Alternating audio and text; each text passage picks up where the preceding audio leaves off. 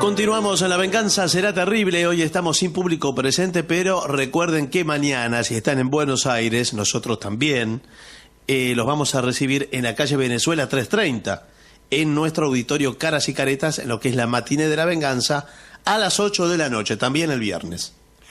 Hablaremos esta noche de Luis XI de Francia y Margarita de Escocia, su mujer. Así que ubiquémonos en Francia ya por 1437. Luis XI era hijo de Carlos VII, el rey de Juana de Arco. Bueno, y su mamá era María de Anjou. Cuando tenía 13 años, lo casaron a Luis con Margarita de Escocia, que tenía 9. Bueno, aunque Luis era muy joven, participaba activamente de la lucha contra los ingleses que ocupaban parte del territorio francés. Después de algunos enfrentamientos, Luis decidió conocer mejor a la muchacha con la que lo habían casado, puesto que solo la había visto una vez durante los pocos instantes que duró la ceremonia. Digamos que se propuso consumar de una vez su matrimonio. Sí. Y desde los campos de batalla se encaminó allí donde estaba su familia y su esposa. Los peligros del camino no lo perturbaron.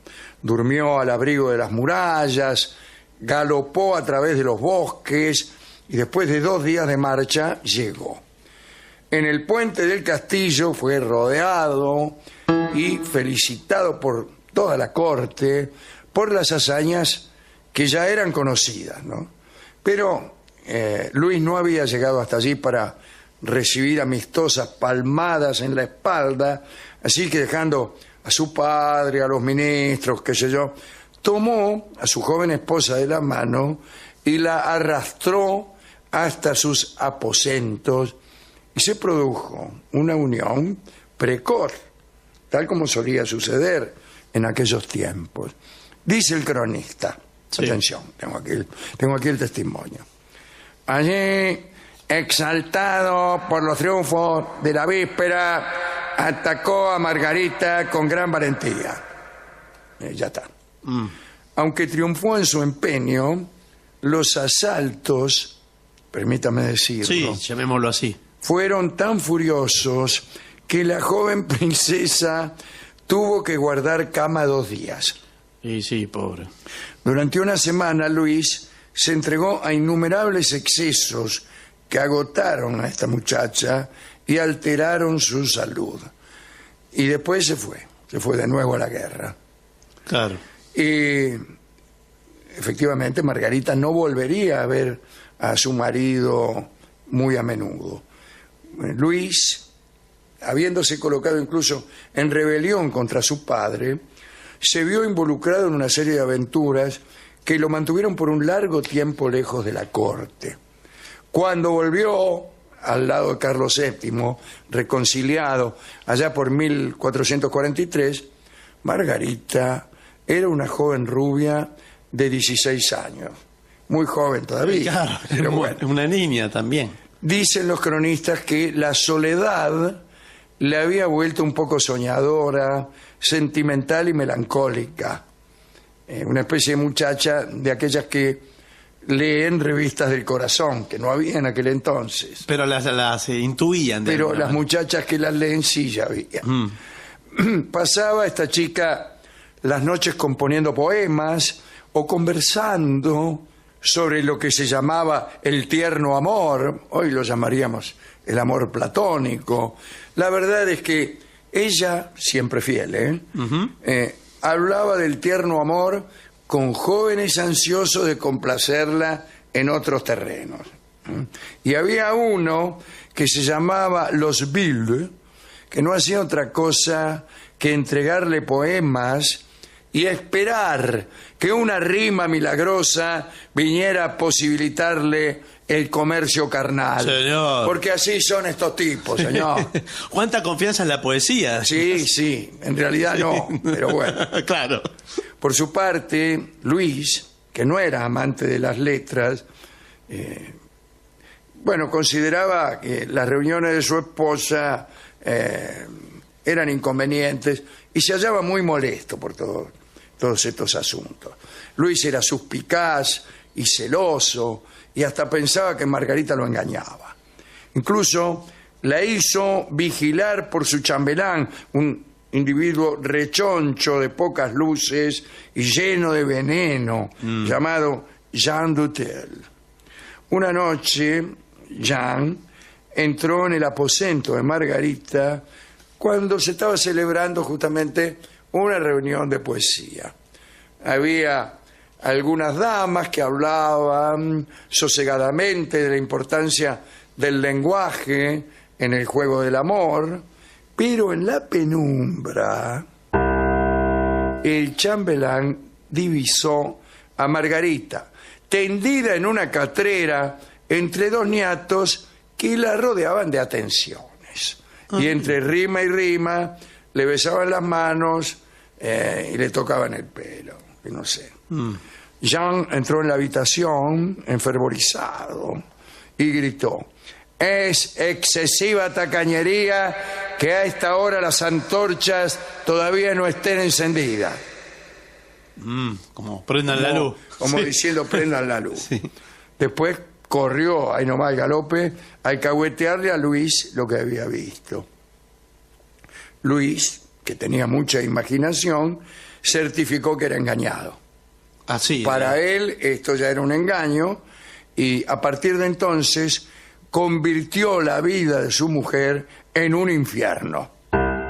Le prohibió tener como compañía a cualquier hombre, salvo que estuviera presente él mismo. Jean Dutel la acompañaba como una sombra. Los cortesanos, temerosos de castigos, se ocultaban al verla. Claro, se sí. la gambeteaban. Más tarde, Luis dispuso, para mejor ejercicio del aislamiento de su mujer, que los cortesanos tuvieran prohibido expresamente permanecer junto a ella. Chao, le prohibió. Sí. Esa locura de Luis oscilaba. Algunas noches se quedaba turbado ante el andar sinuoso de Margarita y el deseo que sentía por ella. Y entonces estos sentimientos apagaban momentáneamente sus enojos. Durante algunas horas la princesa creía recuperar la alegría, pero cuando terminaban los encuentros íntimos, Luis volvía a mostrarse violento. Y en aquellos instantes de violencia, de la forma más odiosa, reprochaba a la muchacha no haberle dado hijos. Luis creía algo que le había dicho Dutel, el chambelán. Este hombre decía que Margarita comía manzanas verdes y bebía vinagre para no quedar embarazada. Ah, eso. Mira, mentiroso y supersticioso. Sí, sí, además. ignorante. Así que, calumniada, ultrajada y separada de aquellos que la halagaban un poquito, Margarita entró en una melancolía espantosa. En el mes de agosto de 1444, con solo 17 años, cayó enferma y declaraba a todos los que acudían a su cabecera que su único deseo era morir cuanto antes. Las damas de compañía le decían que no debía tener pensamientos tan sombríos. Margarita contestaba que tenía razones para estar triste y pedía que se condenara su alma si es que había hecho algo de tantas cosas como la acusaban, ¿no? Y enloqueció. Dejó de salir de las habitaciones, quedó postrada y el 16 de agosto de 1445 murió a los 18 años. Había dejado de comer. Luis fue terrible incluso en ese momento. Nuestra esposa, comunicó, ha muerto de un abuso de poesía, dijo Luis. Salió del dormitorio de su mujer sin demostrar ningún pesar y se fue de viaje para no tener que asistir a los funerales. Ese era. La pobre Margarita tuvo poca suerte hasta en asuntos póstumos. Los cronistas la acusaron de ligereza afirmando que su amor a la poesía la había impulsado a cometer algunas extravagancias. Hay una leyenda muy difundida que habla de una noche en que Margarita había visto al viejo poeta Alain Chartier dormido en un banco y que lo había besado en los labios, diciendo: amo la boca de la que han brotado tan virtuosas palabras. Bueno, esa anécdota es absolutamente falsa. Alain Chartier, llamado el padre de la elocuencia francesa, murió cuando Margarita tenía 3 años. Así mucho antes de conocer. Es una historia inventada por los historiadores posteriores, absolutamente anacrónica, ¿no? Y que proviene quizá de una novela de Matteo Bandello, muy posterior, en 1554, en donde se contaba esta anécdota como verdadera. Hay incluso, todo el mundo la creyó durante 1000 años, o 500. Claro. Y hay un cuadro de un pintor ya del siglo XX, es de 1903 el cuadro. Se llama el pintor Edmund Blair Leighton. Leighton es, acá dice Leighton, es Leighton. Y el cuadro muestra justamente La escena. la escena. Claro. A Margarita besando en la boca al poeta Alain Chartier. Es mentira, desde luego.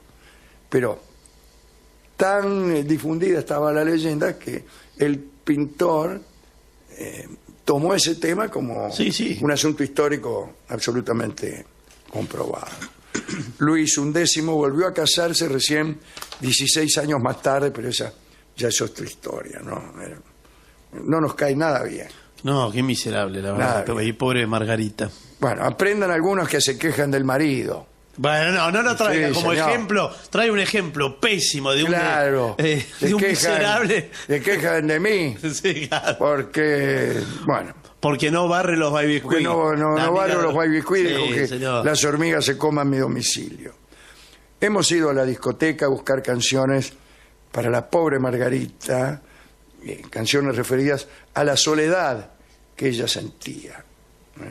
Y justamente trajimos el tango Soledad en la interpretación de Carlos Gardel.